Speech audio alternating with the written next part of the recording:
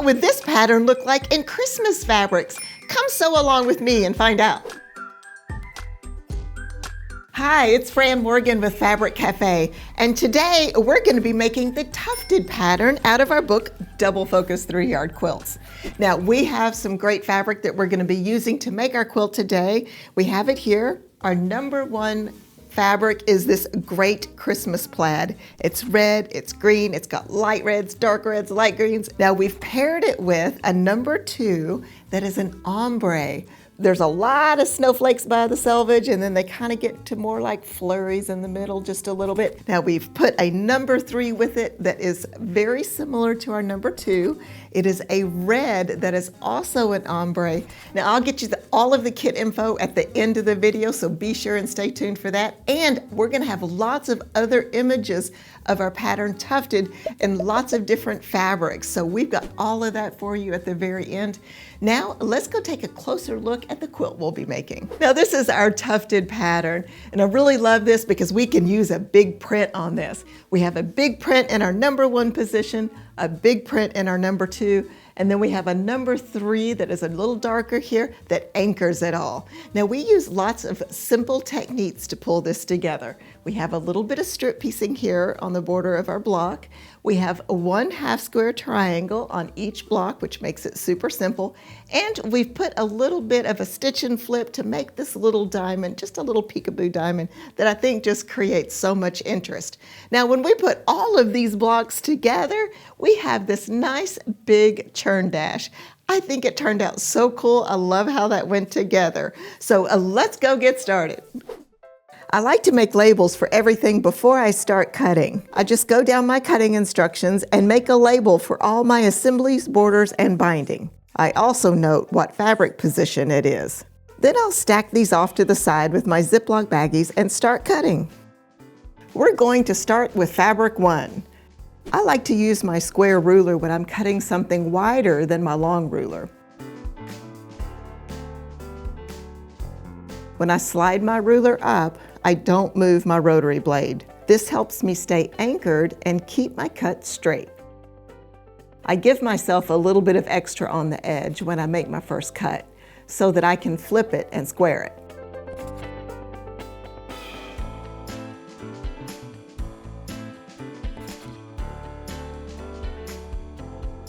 Now it's time to cut some squares from this strip.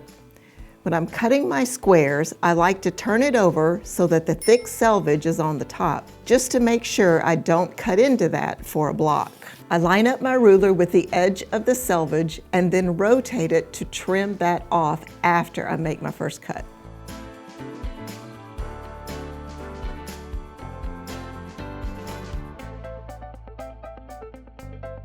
After I cut my squares, I put them in a baggie with their label.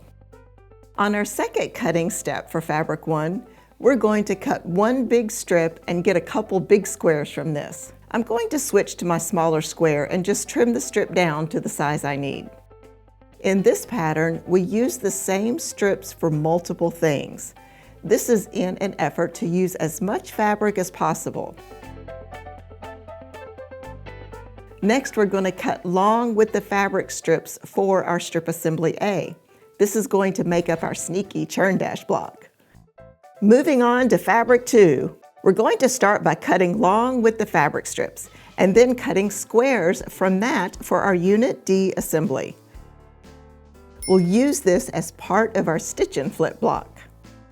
For our second cutting step for fabric number 2, we're going to do the same thing we did with fabric number 1. We're going to trim a long strip, cut a couple of big squares, and then cut smaller squares for half square triangles. Then we're going to cut long with the fabric strips for our strip assembly B and then our border number 2. Now it's time for fabric number 3.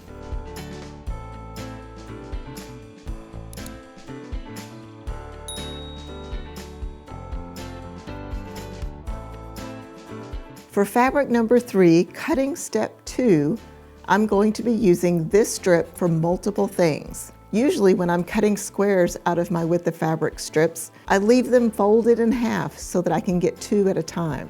But since I need multiple things, I'm going to go ahead and open it up. We're going to cut 1 square for our half square triangle 2.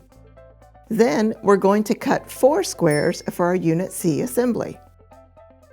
And then we'll cut a border number 1 extension. This will go in the bag with our other border number 1 strips.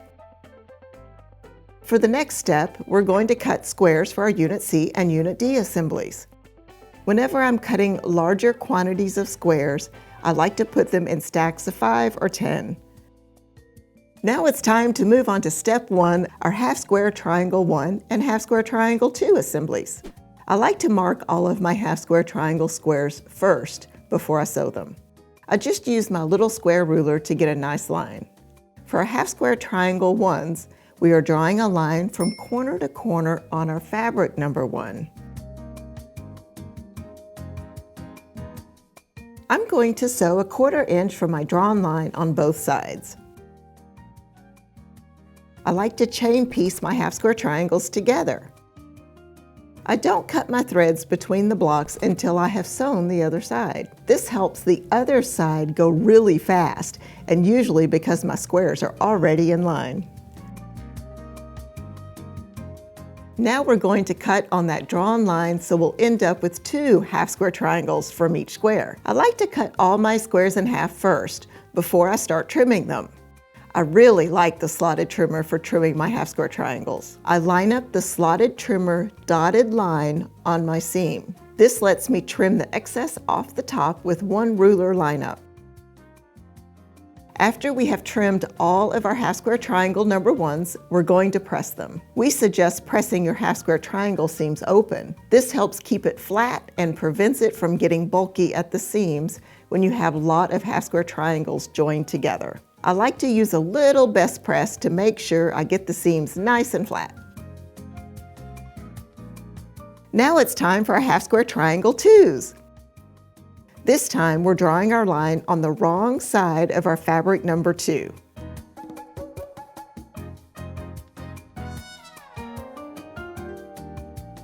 We're going to make our half square triangle 2s the same way that we made our half square triangle 1s. We'll sew one side first, flip it, and sew the other side.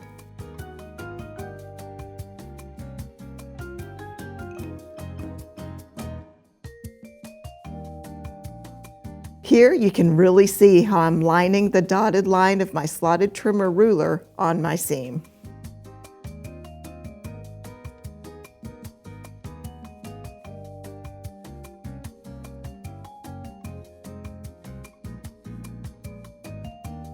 Let's move on to step 2, Unit A and Unit B assembly. The first thing we need to do is make a strip assembly. We're going to take one of our width of fabric strips of fabric number 1 and one from fabric number 3. We're going to sew these right sides together on the long edge. I don't trim my selvages off before I sew them, since I do that later when I'm cutting my units. We're going to make 5 strip assemblies. Then we'll press them open and cut our units. When I cut my units, I like to line up the seam with a line on my ruler. This helps me keep the cut straight.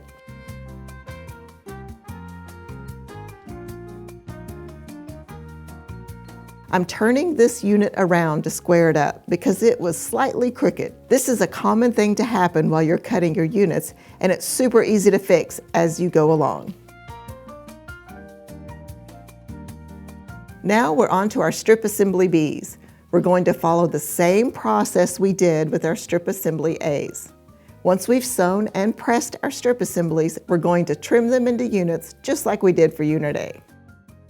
It's time for step 3, Unit C and D assembly.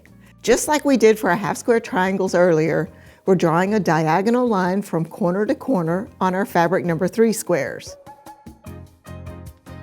We're going to mark all of our squares for just our Unit Cs first. Now that our squares are marked, it's time to start sewing our Unit Cs. We're taking one of our fabric number 3 squares that we just marked and putting it in the corner of our fabric number 1 square, right sides together. We're sewing on the drawn line this time. Since I'm using an ombre fabric, sometimes I would turn my squares around before sewing them, so that I could pick what part of the fabric I wanted to show. Then we're going to trim these. We put our 1/4 inch mark of our ruler on our seam and trim off the excess. Once we've trimmed all of our unit C's, we're going to press them with seams open and give it just a little spritz of best press. We're going to follow the exact same process for our Unit D assemblies. We're just using our fabric 2 and 3 instead of our fabric 1 and 3. We start with marking all of our fabric number 3 squares from corner to corner.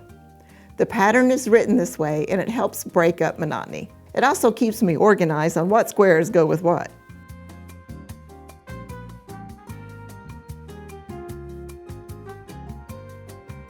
All of our units are made. It's time to move on to step 4, Block A assembly. I lay my units beside my machine facing the direction they need to be. That makes it easier when I grab them for sewing.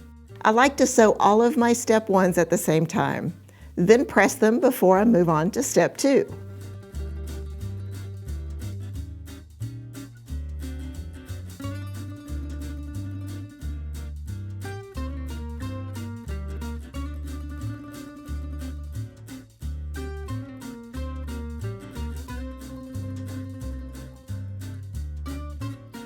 Now I'm going to sew all of my step 2s. I lay the pieces beside my machine like I did earlier.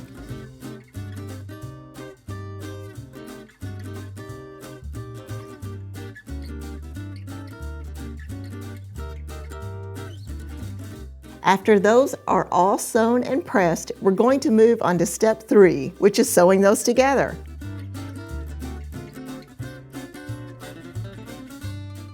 I like doing one pin where the half square triangle and strip assembly blocks meet up. I'm going to pin these as I go, but I like to still chain piece these. This just speeds up the whole block.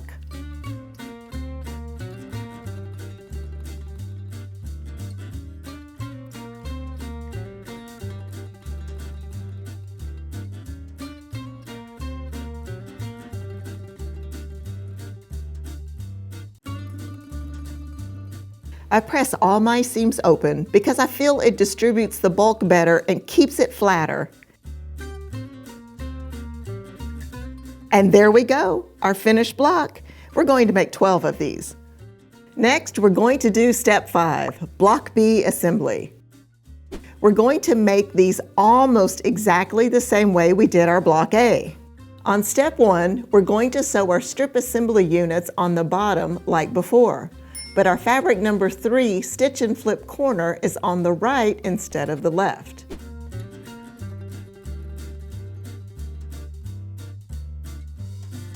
I recommend keeping the pattern near you while you're making these, so you can double check as you go that they are facing the right direction.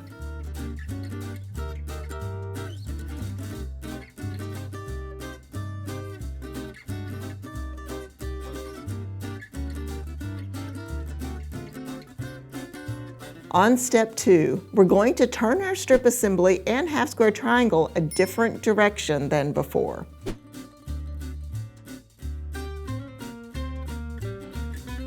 I'm just going to put one pin at that seam like we did for our Block A's.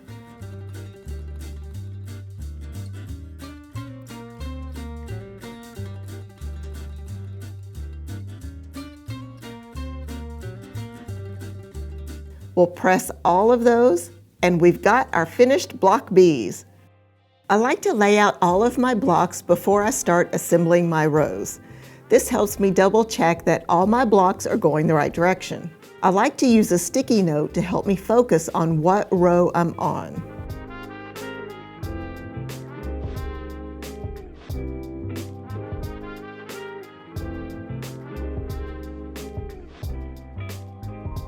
After I lay out all of my rows, I will stack the first row from left to right and take it to the sewing machine. I'll sew this together and then repeat for the rest of the rows.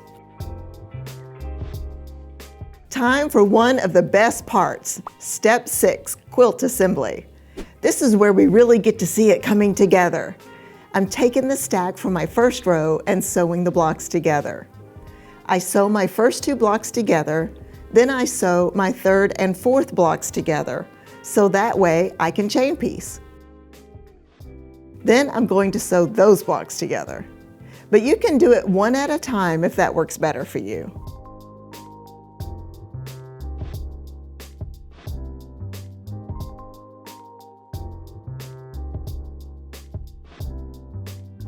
When I pin my stitch and flip corners together, I just line up the seam and put a pin straight through it. Then I'll come back through to the side facing me with the pin going down. I don't worry about pinning on the diagonal. When putting the blocks together, I found it easiest to remember that they alternate color and were matching our half square triangle corners. That made it easy for me to make sure I was putting them the right way. We're going to press this row and repeat these steps until we have all 6 rows sewn. Now it's time to sew our rows together. See how these half square triangles all come together, alternating colors? I'm going to flip my top row on top of my second row. I'm going to pin at all my seams. It's okay to take your time to pin. Don't feel rushed.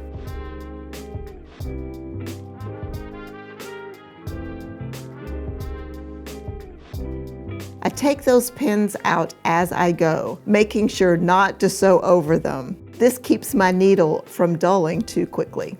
This quilt has 6 rows, so I'm going to sew together 3 sets of 2 rows. Then I will sew these sets of 2 together. This helps me cut down on bulk while I'm sewing.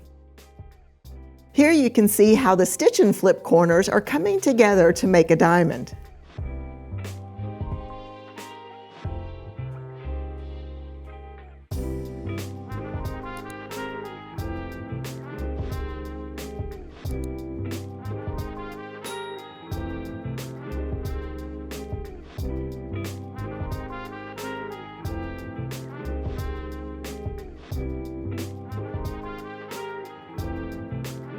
Now it's time to sew our set of 4 rows to our set of 2 rows.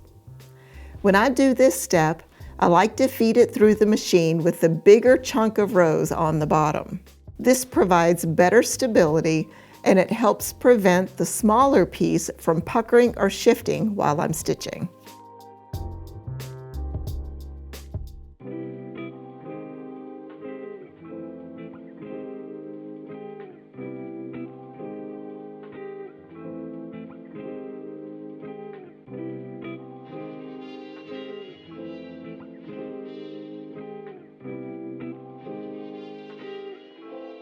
Our rows are all sewn together. Time for the borders.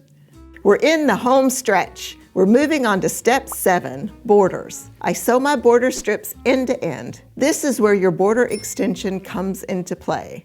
We're just going to sew this onto the end of one of our strips. I don't worry about trimming the selvages off. I just sew 1/4 inch from that selvage line. Then I'm going to trim the selvages off with scissors and press the seams open.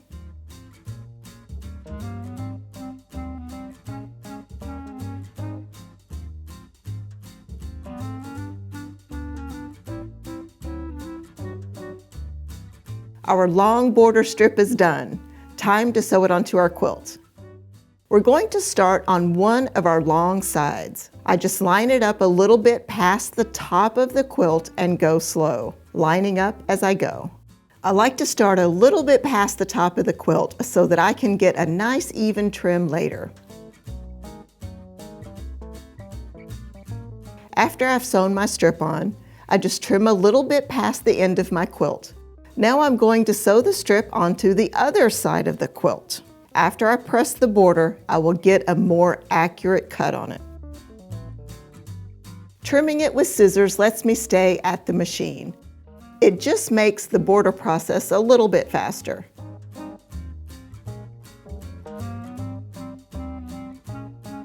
We've pressed our side borders and we're getting that more accurate trim on all 4 ends.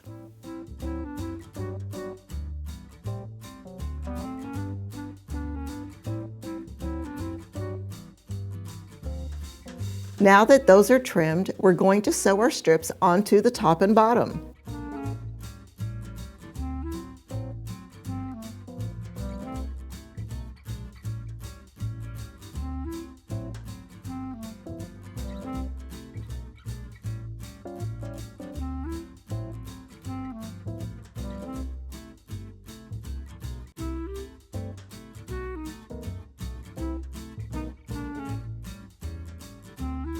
We're going to follow the exact same process for our border number 2. We're going to sew those long strips end to end and press the seams open. Then we'll sew the strips onto the side of the quilt first.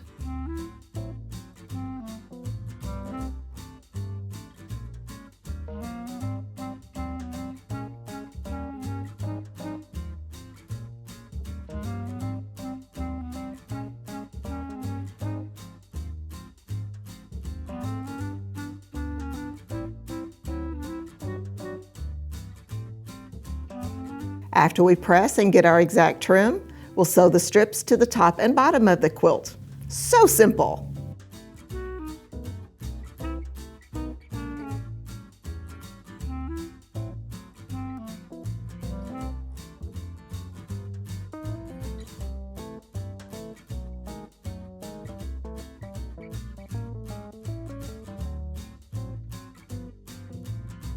At the end of my last border, I have more strip left over, so I'm going to go ahead and trim that with my scissors so that I don't have as much to work with when I get a more accurate trim after pressing.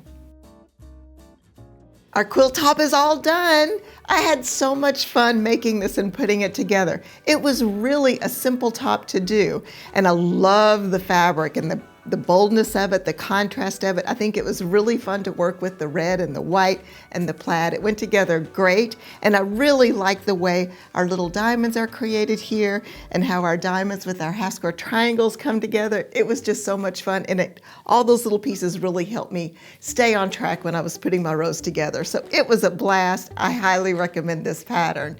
Now we're going to take this to the long arm quilter and get it quilted, and be sure to watch our Facebook, Instagram, and YouTube. We're going to be posting the finished quilt, and that community page on our YouTube is great for seeing things like that. So be sure and check it out. Now let me get the kit information on this fabric combination here. This is called Mod Christmas, and once again it is our tufted pattern from our book Double Focus 3-Yard Quilts. Now I have some more fabric inspiration for this pattern. Now the image on the screen here, is this not gorgeous? These blues go together so beautifully. And you can see how that number 3 fabric really highlights that churn dash that comes together when you put all the blocks together. The blues are beautiful together. I love this fabric combination. Now this kit is called Blue Trellis. And of course, once again, it is our tufted pattern from the Double Focus book. Now this next one, oh, very similar. Love the red and white. Love the red and white and black. It's so neat. And as you can see, we have used a double focus, which is what we're doing on all of these.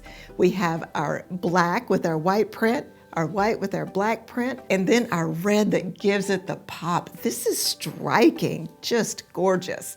This kit is called Night and Day. Now next we have something very rich and elegant. I like these jade greens and purples together. And as you can see, we've put this together very similarly as the last image. We have our double focus, our jade green print, and our purple print. Same print, just different colorways, and it's all grounded and separated by that gorgeous black that creates that churn dash and that little peekaboo diamond, which I like so much. This kit is called Moody Batiks. Now here's a little something that's really fun, a little red, white, and blue for you. You know, this pattern looks great in everything. Once again, we have our focus fabric and then our secondary focus fabric. Same similar prints, different colorways. They go together so beautifully, all separated by a wonderful blue number 3, which gives it that perfect Americana look. This kit is called Colors of Summer, which is perfect, is it not? And of course, we're working with our double focus book and our tufted pattern. I had so much fun making this quilt. It was fast, it was easy, and with that repetitive design of the blocks, it went together in a blink of an eye. Now, if you would like to see some of the other patterns from this book, be sure to watch the video that pops up. Happy quilting!